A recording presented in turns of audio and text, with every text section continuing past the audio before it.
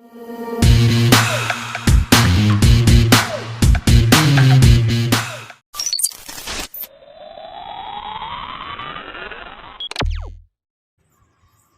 Friends, எல்லோரும் எப்படி இருக்கீங்க? நல்லா இருக்கீங்களா?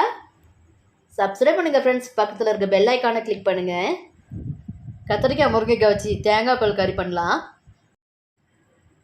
ஃபஸ்ட்டு ஒரு பேனில் 4 வரமிளகா சேர்த்து வறுத்துக்கலாம். வரமிளகா கூட 2 ஸ்பூன் மல்லியும் சேர்த்து வறுத்துக்கலாம். மல்லியும் சிவக்க வறுத்ததுக்கப்புறம் 2 ஸ்பூன் கடலைப்பருப்பையும் சேர்த்து வறுத்துக்கலாம். 3ஐயும் சேர்த்து நல்லா வறுத்ததுக்கப்புறம் ஆற வச்சு மிக்ஸி ஜாருக்கு மாற்றிட்டு பவுடராக திரிச்சுக்கலாம்.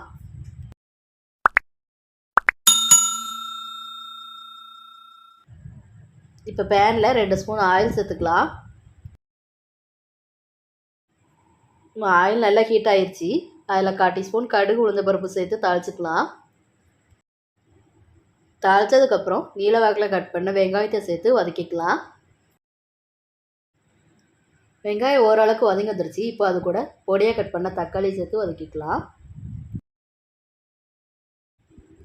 தக்காளி நல்லா மசிஞ்சு வர வரைக்கும் நல்லாவே வதக்கி கொடுத்துக்கலாம்.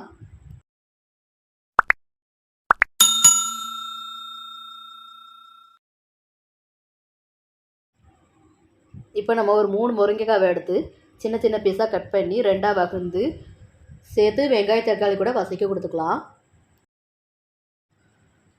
இப்போ நம்ம முருங்கைக்காய் வேகிற அளவுக்கு கொஞ்சமாக தண்ணி சேர்த்துக்கலாம்.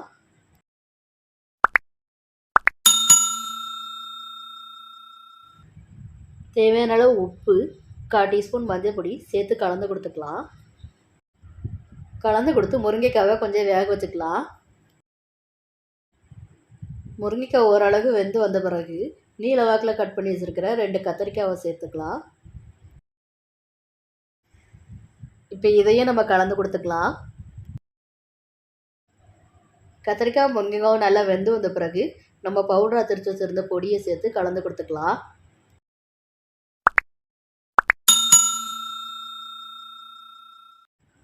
இப்போ மசாலா பொடி சேர்த்து கலந்து கொடுத்ததுக்கப்புறம் இது கூட சேர்க்கறதுக்காக கொஞ்சமாக தேங்காய் பால் எடுத்துக்கலாம்.